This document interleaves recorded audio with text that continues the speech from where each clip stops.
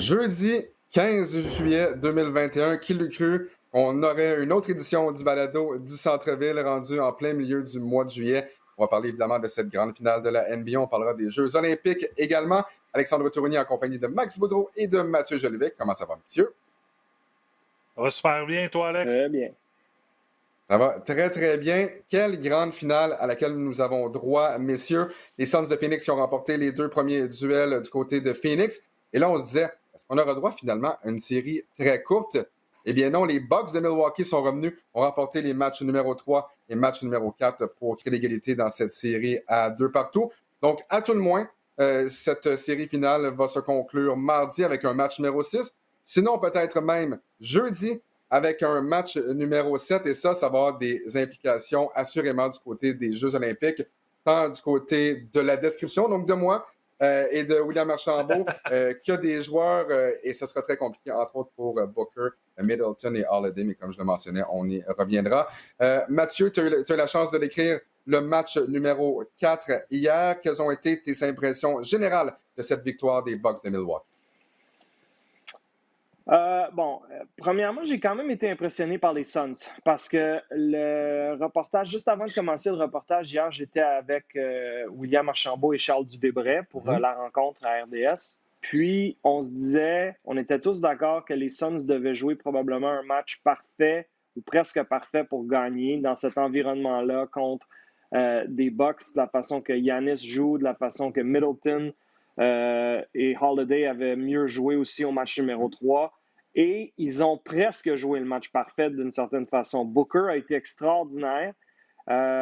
Ayton a été bon, mais moins bon qu'au match 3. Chris Paul a eu quelques bons moments, mais Paul, je pense qu'il doit t'en donner plus. Mais tu avais quand même des Cameron Johnson à certains moments qui réussissaient des gros tirs. Et je me suis dit, il y a peut-être une opportunité pour eux au quatrième quart. Ils menaient par 6. Et s'ils gagnaient ce match-là, ils revenaient à la maison en avance 3-1 et les Bucks étaient dans le trouble. Mais ultimement, les Bucks à domicile sont trop forts. Et moi, je pense vraiment que cette série-là s'en va en 7. C'est l'impression principale avec laquelle je suis ressorti hier en rentrant à la maison tard hier soir. Je me suis dit, les Suns sont bien coachés, ils sont résilients, mais les Bucks sont plus gros. Giannis est inarrêtable. Même hier, il a été plus tranquille. Là, mais tu regardes la feuille de pointage, il a été limité au niveau des points. Mais il y a quand même, je pense, 14 points, 6 ou 8 aides. Il influence le match de plein de façons. Donc, je suis ressorti en me disant, les deux équipes m'ont impressionné et je pense vraiment que cette série-là va se rendre à la limite. Il y a grosse prestation, comme tu dis. 26 points, 14 rebonds, 8 passes décisives, 3 vols de ballon et surtout 2 blocs, dont un absolument extraordinaire, Max, contre DeAndre Ayton. Écoute, juste pour te dire, on parle de Giannis comme une soirée un peu plus tranquille, puis il n'y a jamais personne qui a eu ces lignes de statistiques-là à vie dans la NBA. Je suis souvent là, le ESPN Stats and Feed, là, souvent, puis il disait, si on se base sur toutes nos statistiques, il n'y a jamais un joueur qui a donné ces chiffres-là. Donc, puis on appelle ça, tu sais, c'est une soirée un peu plus tranquille, là, si on regarde la performance de Giannis. Mais les deux blocs, parlons du bloc. Écoute, le bloc, à la fin, il restait 1 minute 18 secondes, je ne me trompe pas. Les Suns étaient encore dans le match. Comme tu dis, là, c'était un match la route. Les Suns étaient dans le coup. Puis, ça a été difficile là, pour les Suns. Booker jouait avec 5 fautes. Aurait dû avoir sa 6e faute, mais les arbitres ont carrément fermé les yeux sur le jeu. Mais revenons sur le bloc de Giannis. Si ce joueur... Si on met LeBron à la place de Giannis, là, ce bloc-là, on va le revoir jour après jour, nuit après nuit. C'est peut-être le bloc qui est je ne veux pas dire l'effet qui va changer la cadence, mais pour l'instant, c'est incroyable. Là. Si on ne peut pas revoir la séquence, malheureusement, là, en ce moment, mais tu as un pick and roll entre Booker qui fait un alley-oop pour Ayton. Sur le jeu, Giannis est allé contester le tir, tu le vois.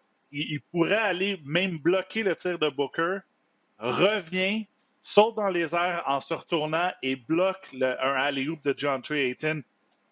Écoute, j'ai sauté de ma chaise. J'ai sauté, j'étais sur le sofa hier. T'es rendu quoi, 11h50, Matt? Il était tard, là. Ce match-là, je pense que c'est terminé vers minuit. écoute, c'était incroyable. Juste avant cette possession-là, vol de balle sur un jeu, une sortie de balle sur le côté. Giannis fait un dunk. C'était incroyable, la performance de Giannis, mais le bloc, j'espère qu'on va le revoir autant que le bloc de LeBron James sur Andrei Iguodala une couple d'années dans les séries, dans la finale. Oui, parce que si Giannis ne réussit pas ce bloc-là et tient un dunk facile, qu'est-ce qui se passe pour la suite des choses? Ça, c'est la grande question. Bon, messieurs, on parle beaucoup de l'arbitrage. On sait depuis le début des séries, mais je pense que c'est comme ça chaque année. C'est comme ça dans tous les sports. Mais tu en as glissé un mot, Max, de la part de Devin Booker, qui aurait dû écoper de sa 6e faute. À la suite du match, et c'est ce que j'aime beaucoup du côté de la NBA, les officiels ont la chance de s'expliquer et d'avouer, s'ils ont fait une erreur ou non.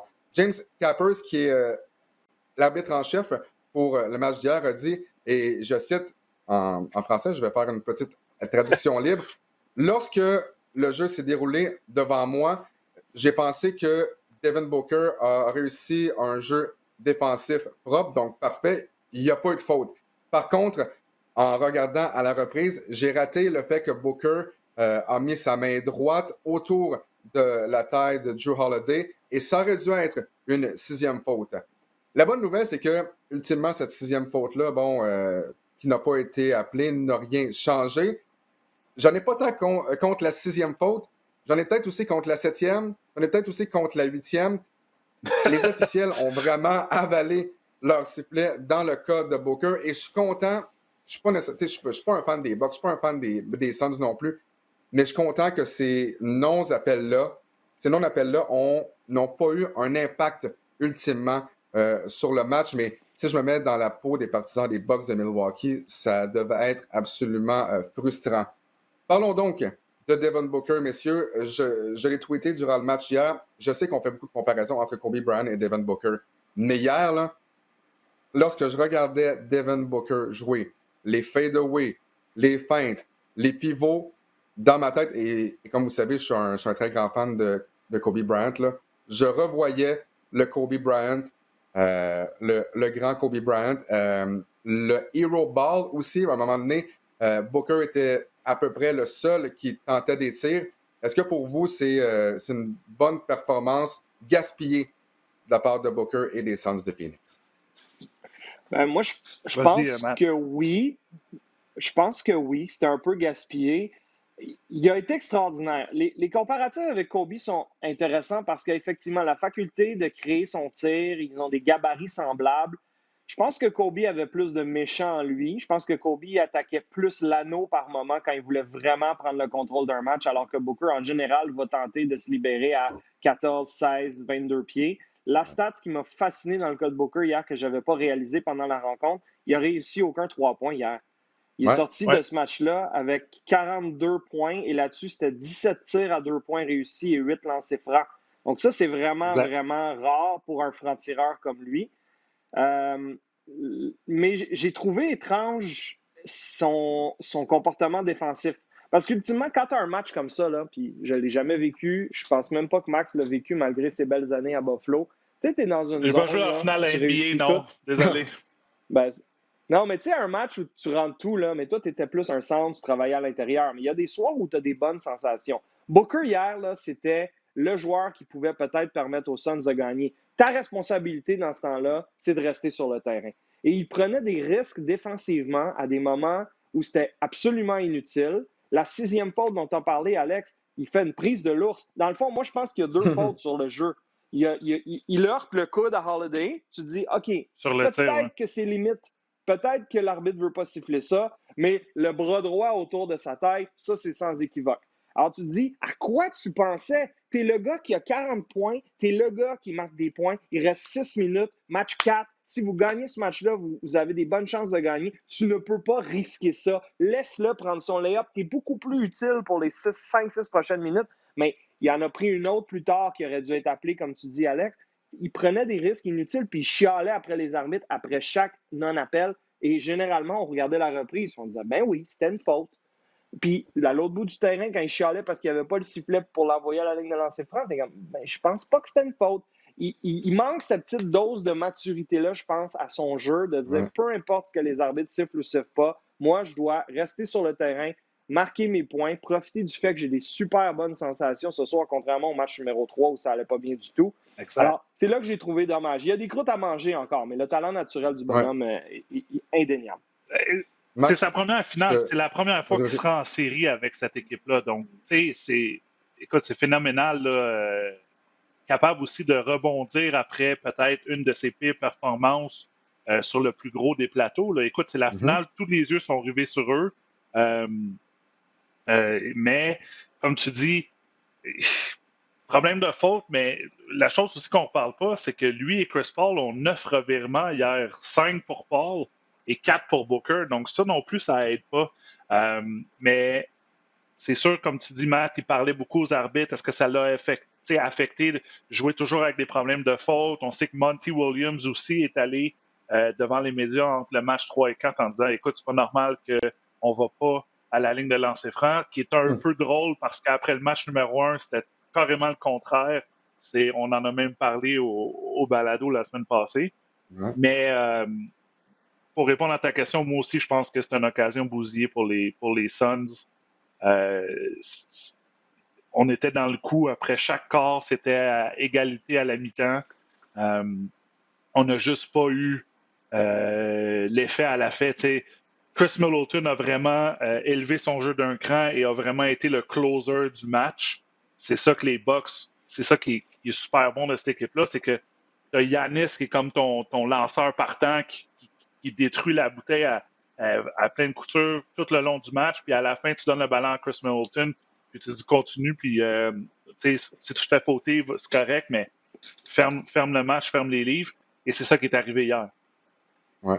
Écoute, il y a tellement de sujets qui se bousculent présentement dans ma tête, Max. Une chose, dans le match numéro 3, Giannis a plus de lancers francs que toute la formation des Suns de Phoenix. Est-ce que c'est normal? Oui ou non? Mais comme le disait Charles Dubébret, on ne peut pas simplement regarder cette donnée-là froidement. C'est peut-être simplement que les Bucks s'amènent plus souvent à l'anneau, attaquent davantage la bouteille que les Suns. C'est ça. On attaque la bouteille beaucoup. Giannis et Zion est un des 2 joueurs qui ont à peu près 70% de leurs points dans la bouteille. Là, le match numéro 1, c'est pas arrivé. On a vu Giannis un peu plus timide. Je pense qu'il avait tenté seulement 11 tirs, mais il revenait d'une blessure. Donc, est-ce qu'il était à 100%? Je le crois pas. Il a quand même bien joué, mais il a moins attaqué la bouteille. Et c'est un des résultats, c'est que les Bucks ne se sont pas amenés à la ligne de lancer franc. Mais match numéro 2, 3, 4, carrément le contraire. On a attaqué en transition, souvent dans la bouteille. Et Giannis, c'est là qu'il va chercher la plupart de ses points parce que c'est pas reconnu comme le gars qui va tirer des 3 points ou qui va tirer des tirs à 16, 18, 20 pieds. Mais le message que Monty Williams voulait passer, c'était pas que Giannis ne méritait pas 17 lancers francs, c'est que son équipe aurait dû en avoir plus que 16. Puis ça, c'est le jeu qui est en coulisses de dire, regardez les gars, on est là, nous autres, puis on est les Suns de Phoenix, on n'a jamais rien gagné, mais on ne va pas accepter juste de se faire piler dessus. Ouais. Puis je pense que ça a un peu mis la table pour s'assurer que les arbitres officient le match. T'sais, ils sont conscients de ça, la Ligue est consciente de ça. Ils vont jamais dire aux arbitres, hey, là, appelez plus de fautes pour envoyer les Suns match 4 parce qu'on veut équilibrer les choses. Mais ils sont conscients quand un entraîneur-chef, devant les médias, devant tout le monde, dit des choses comme ça. Ça, c'est un peu le jeu d'échecs. C'est de bonne guerre que ce qu'a fait Monty Williams, selon moi. Mathieu, tu parlais de Devin Booker et de son manque de maturité. Moi, ce manque de maturité-là, hier, là, je l'ai vu sur sa 5e faute. Il n'y a pas eu un appel de Tucker sur Booker alors que Booker était à l'attaque. Par la suite, 5e faute, si je me souviens bien, là, c'est bel et bien la 5e faute, complètement stupide, va bloquer le chemin, ligne de fond à Tucker, le pousse pour absolument rien. Et là, soudainement, tu te retrouves sans ton meilleur joueur. La chose qui était merveilleuse là-dedans, c'est que c'était par 5 lorsque Booker est allé sur le banc avec sa 5e faute.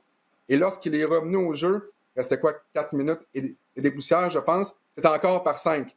Donc, on a réussi à survivre malgré l'absence de Booker, mais son manque de maturité, pour moi, a été flagrant à ce moment. Max, j'aimerais qu'on revienne 100%. sur ce que tu as dit à propos de Chris Middleton et de Giannis.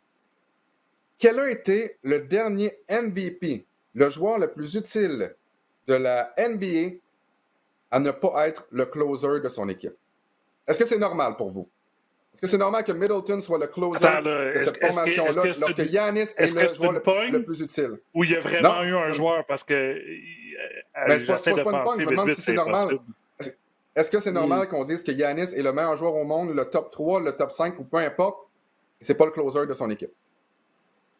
Ben, c'est parce qu'il faut que tu regardes Giannis. Comme j'ai dit, Giannis n'est pas reconnu pour le joueur qui est capable de créer son propre tir du dribble. Il n'a même pas besoin parce qu'il est tellement pas bon des tirs de longue distance qu'il n'y a pas personne proche de lui.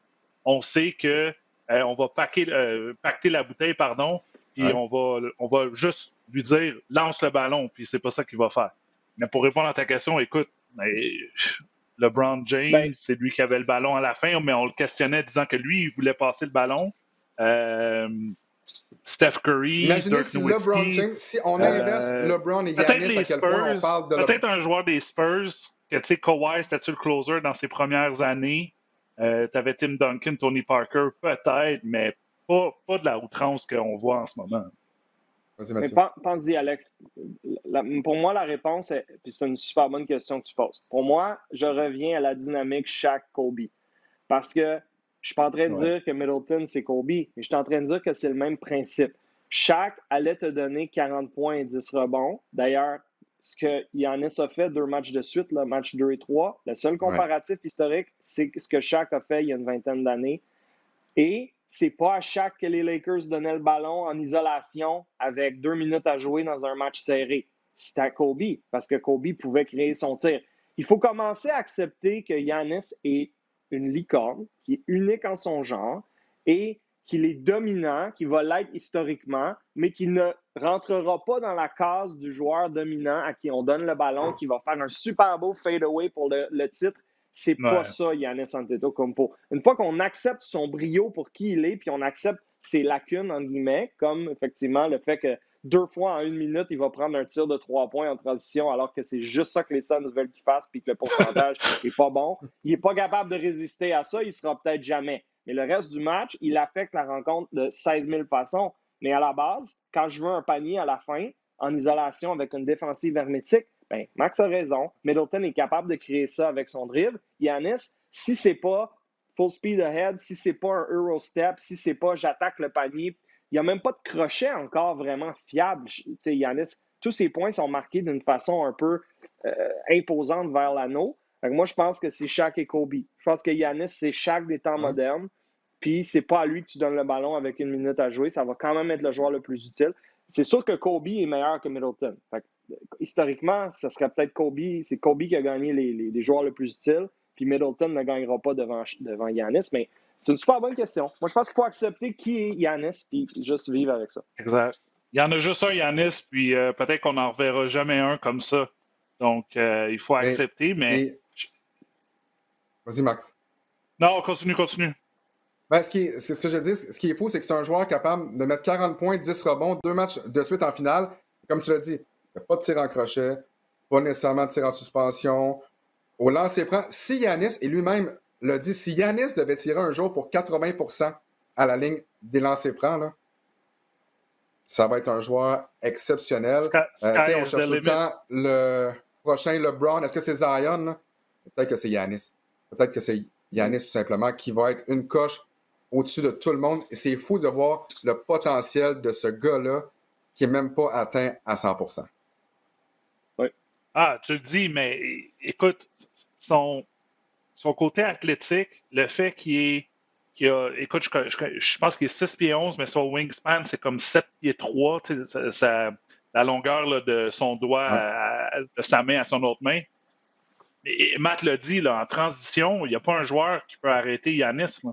La façon d'arrêter Giannis, c'est de ralentir le jeu, un peu comme les Raptors l'ont fait, pacter la bouteille, puis le laisser prendre des tirs parce qu'il n'est pas capable de te battre encore pour ça. Si tu es Mike Budenholzer et l'état-major des Bucks, tu te dis, on a juste à travailler. Si on travaille puis on peaufine ça, son jeu-là, ce joueur-là est quasiment inarrêtable.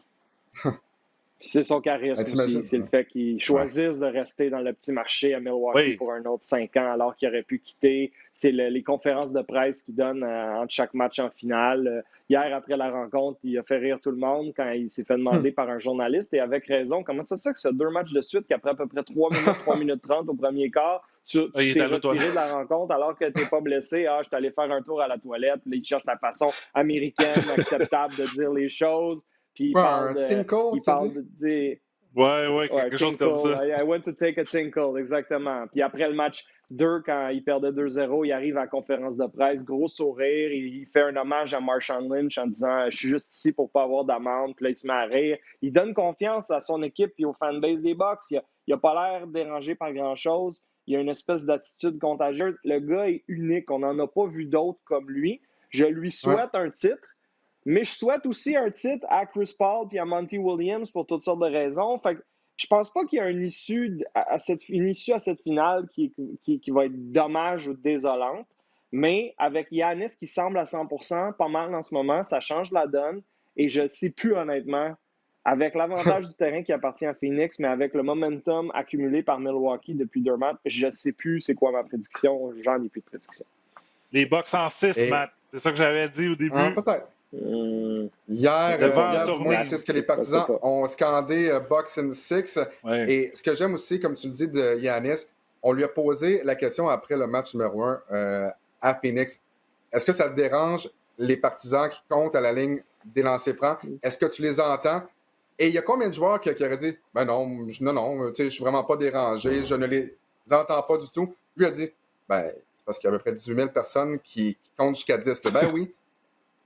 Alors qu'il y a tellement de joueurs qui ont dit non, moi, ça me dérange pas, je ne les entends pas. Mais lui, écoute, Giannis, c'est Giannis.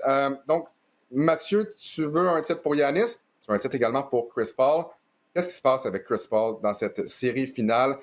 Il a commis beaucoup plus de revirements, presque 3 fois plus de revirements dans cette série finale que dans n'importe quelle autre des 3 premières séries.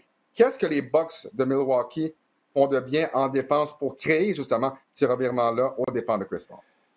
Ben, c'est sûr que Jrue Holiday, c'est vraiment la kryptonite d'une certaine façon à Chris Paul. C'est une version très physique, aussi grosse que lui, mais plus jeune. Il n'est pas du tout imposé quand Paul essaie de s'approcher de l'anneau.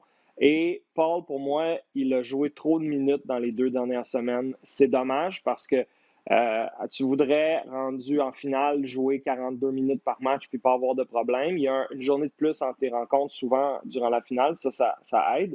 Mais Chris Paul devrait jouer 31-32 minutes par rencontre comme il l'a fait dans les 2 dernières années pour essayer de se ménager. Tu le fais en saison régulière pour jouer plus en série, ça je comprends, mais là, en ce moment, on lui demande de jouer 40 minutes par match. Le fait d'avoir perdu Saric, ça raccourcit encore plus la rotation des Suns. Oui, Cameron Payne peut faire quelques belles choses, mais en bout de ligne, tu ne peux pas te permettre d'avoir Paul sur le banc pendant 16 minutes non plus. Fait que je comprends pourquoi Monty Williams a fait plus jouer. Mais moi, je pense que là, depuis 2 matchs, presque 3, on voit de la fatigue qui s'installe, beaucoup plus de revirements. Là, on parle de 14 ou 15 revirements ces 3 derniers matchs. C'est un des gars qui a le plus d'aisance dans l'histoire de la NBA à manier le ballon puis à passer le ballon. Alors, est-ce que c'est le stress de la finale, la pression qui se met? Peut-être, mais on a aussi vu historiquement que Paul peut se fatiguer. Il est plus jeune. Là. Ce qu'il fait là, comme meneur de jeu, à son âge, il n'y a pas vraiment de précédent. Il n'est pas supposé être encore aussi bon puis mener une équipe aussi loin à son âge. Il y a une raison pourquoi il a été échangé plein de fois dans les dernières années. Oui, il y a son contrat, mais il y a aussi le fait que tout le monde pensait que ses meilleures années étaient derrière lui. Il a été fantastique. Les attentes qu'on a à son niveau ont été élevées, mais moi, je pense qu'il y a un peu de fatigue là-dedans. Mais il y a encore le temps de se reprendre. C'est 2-2. Il reste 2 matchs à Phoenix. Je m'attends à avoir une meilleure version de Chris Paul pour le reste de la série. Toujours du côté des Suns de Phoenix, Max, parlons de DeAndre Ayton. Est-ce que tu es surpris de voir à quel point l'attaque ne passe pas nécessairement par lui? On l'a oublié pendant de longs moments, pendant de longs segments du match numéro 4. Oui, puis, tu sais, dans les 9 revirements, là, je disais, tu as Jay Crowder aussi qu'il faut rajouter. Là. Fait que les 3 gardes, parce que je pense que Crowder est comme un 3-4, là, mais il manie souvent le ballon, là. C'est 14 revirements. Puis des fois, écoute, j'ai pas tout calculé, mais c'est des passes qu'on essaie sur l'écran et roule le pick and roll pour aller voir un Ayton. Donc, tu regardes les statistiques d'Ayton, seulement tenté 9 tirs, 3 en 9. Ça a été difficile, mais comme tu dis, un joueur comme DeAndre Ayton, faut qu'il touche au ballon, pas à chaque possession, mais assez souvent. Tu peux pas avoir des possessions juste les mains vides, puis tu as Ayton qui fait juste courir, fait des écrans, puis il touche pas au ballon parce que tu perds cette sensation-là. Mathieu en parlait, disant que Devin Booker avait des super bonnes sensations hier. Il se sentait, tu le voyais qu'il était en rythme côté offensif. Mais c'est un peu la même chose à Ayton. Si tu dis à Ayton, fais juste des écrans, prends des rebonds défensifs, il ne va pas te donner cette présence-là à l'attaque dans la bouteille.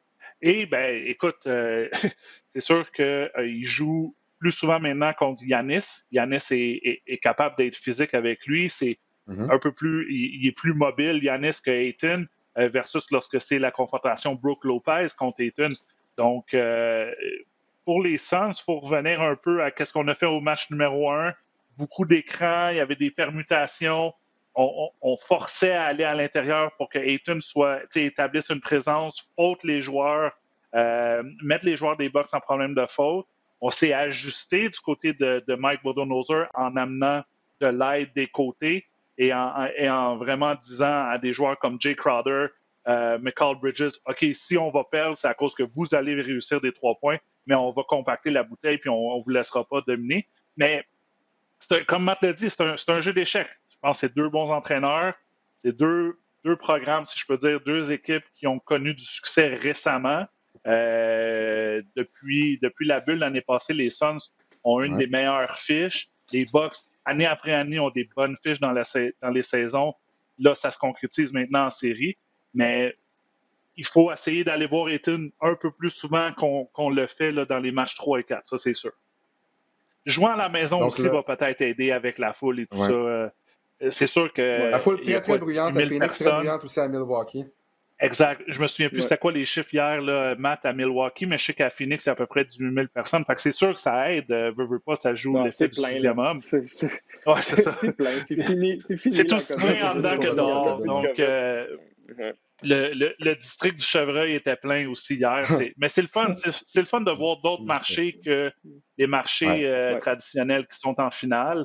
Il y a plusieurs personnes qui me disent, est-ce qu'on est emballé pour Phoenix-Milwaukee? Je dis oui, parce que les matchs sont extrêmement intéressants. Puis je pense que le match d'hier était, avec le match numéro 2, peut-être les 2 meilleurs matchs de la série jusqu'à présent. Ouais, donc le match numéro 7 va être présenté sur les ondes de RDS à compter de 21h samedi. Et j'ai vraiment hâte, messieurs, de voir ce match-là parce que je pense que pour la première fois de l'histoire, je ne serai pas là. Mathieu ne sera pas là. Maker Guerrier également, tous les 3 en vacances. Donc, ce sera un Players and Coach Only. Seulement les joueurs, seulement les entraîneurs, les experts. William Archambault sera là. Max Boudreau sera là également en compagnie de Peter Yiannopoulos. Donc, une première pour ce match numéro 5. Le match numéro 6 va avoir lieu mardi. Le match numéro 7, s'il y a lieu, ça aura lieu jeudi. Et ça m'amène à mon prochain sujet, les Jeux olympiques de Tokyo, qui s'amorcent dans la nuit, heure de Montréal, de samedi à dimanche. Donc, imaginez, Booker, Middleton, Holiday vont prendre un avion privé pour se rendre jusqu'à Tokyo, où ils vont jouer, si jamais il y a un match numéro 7, essentiellement 3 jours plus tard, même 2 jours plus tard, j'ai vraiment hâte de voir qu'est-ce qui va se passer. Les Américains, messieurs, qui ont perdu 2 de leurs 3 matchs préparatoires, défaite contre le Nigeria, vraiment qui a secoué le monde du basketball, 90-87. Beaucoup de joueurs de la NBA du côté du Nigeria, mais il y a tellement de talent dans le camp américain. Par la suite, défaite par 8 contre les Australiens qui pourraient là, atterrir sur le podium. Et finalement, victoire des Américains 108-80 contre l'Argentine il y a 2 jours. Mathieu, est-ce que tu es inquiet le moindrement du monde pour les Américains aux Jeux olympiques? Normalement, bon, on s'entend, les Américains vont être les favoris. Mais souvenez-vous, à Athènes, les Américains ont terminé 3e. Donc, ce n'est pas une certitude que les Américains vont monter sur la plus haute marge du podium, même si on a plus de talent que tout le monde.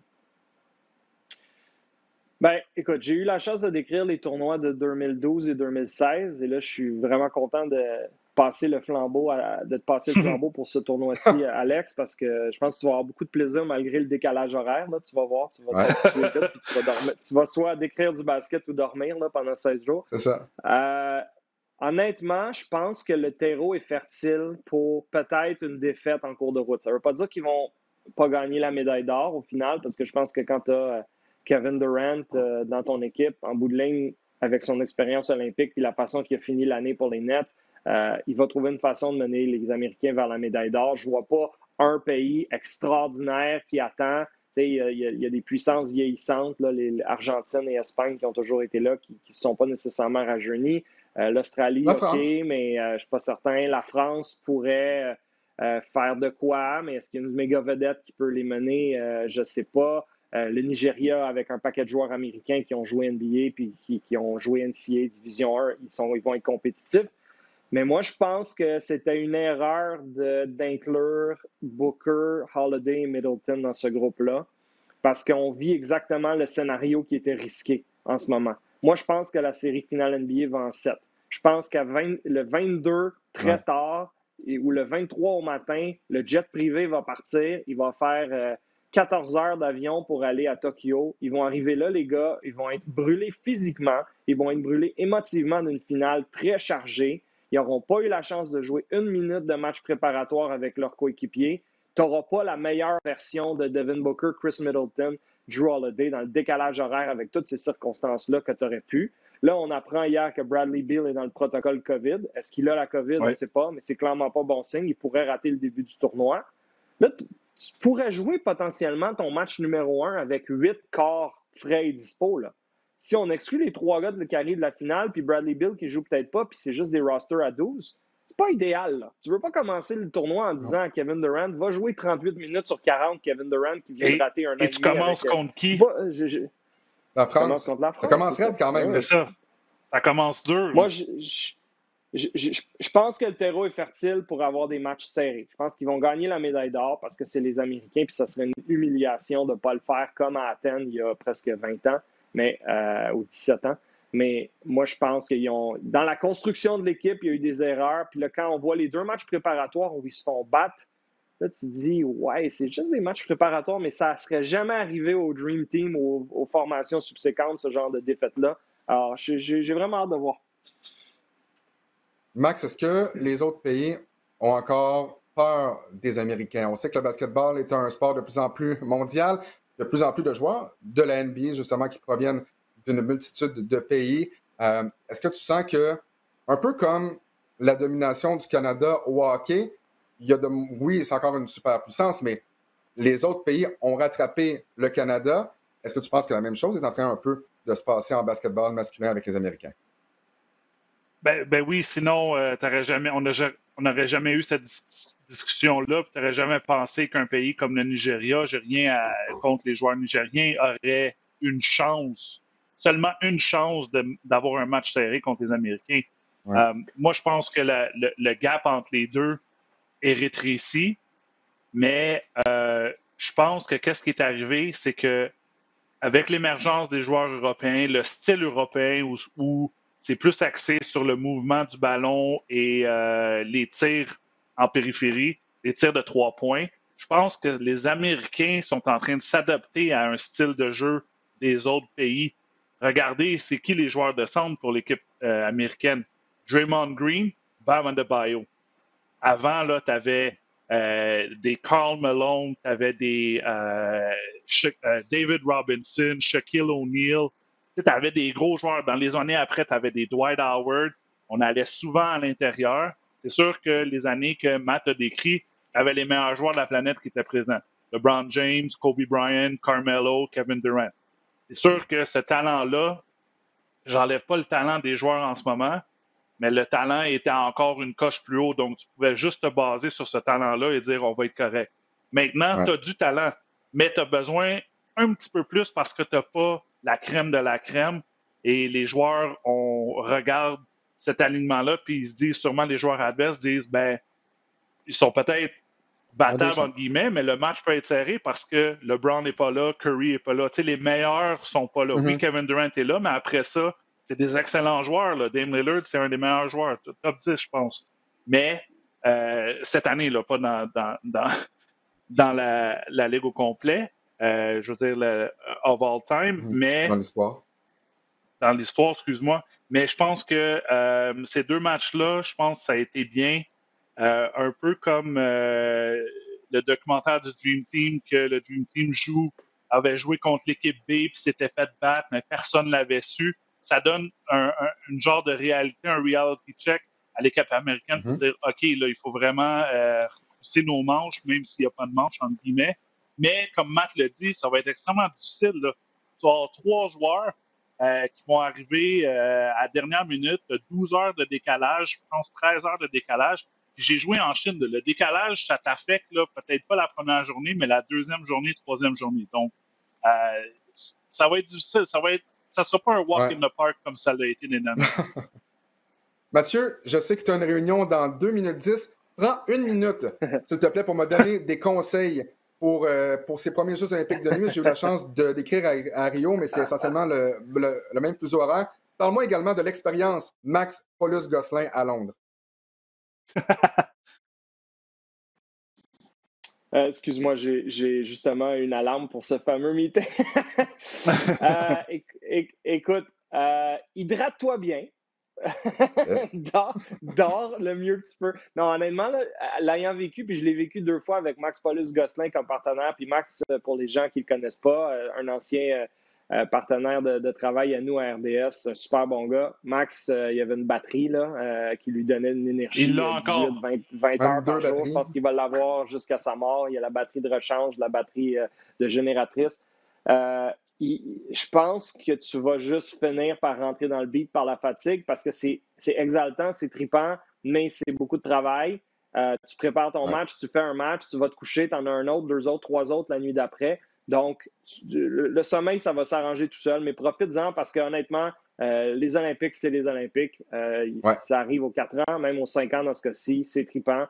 Puis de voir que notre gang a la confiance aussi des gens de Radio-Canada, parce que veut pas, c'est Radio-Canada qui décidait qui voulait engager. Ce n'est pas RDS qui prenait juste son monde de basket puis qui les envoyait là. Vraiment, les dirigeants de Radio-Canada ont apprécié le travail qui a été fait par des gens comme toi et comme Max aussi qui va analyser le 3 contre 3, comme Will également dans les dernières années pour dire on a besoin de vous autres pour venir commenter et analyser le basket. Ça, je trouve que c'est un beau vote de confiance de leur part. Donc, j'ai hâte de vous écouter. Je ne vous écouterai pas à 3h30 la nuit, Nigeria-Iran. Ça, je vous le dis tout de suite.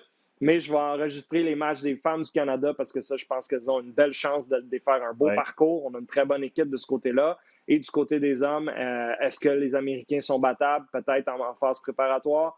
Donc, j'ai vraiment hâte de vous voir. Puis j'ai confiance pour toi, Alex. Tu es un professionnel. Bien aller.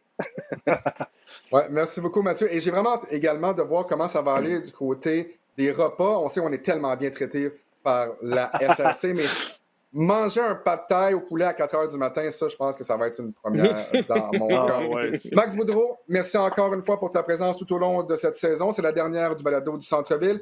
Mathieu Jolivet, merci encore une fois pour ta confiance à titre de producteur du basketball à RDS. Un gros merci à tout le monde à la maison pour nous avoir suivis chaque semaine ou chaque 2 semaines tout au long de cette saison. On se retrouve donc pour une prochaine saison du balado du Centre-Ville au mois d'octobre 2021. D'ici là, on vous souhaite un bon été et suivez-nous avec les Jeux olympiques de Tokyo à compter du 24 juillet à Radio-Canada et à RDS. Salut tout le monde. Bravo.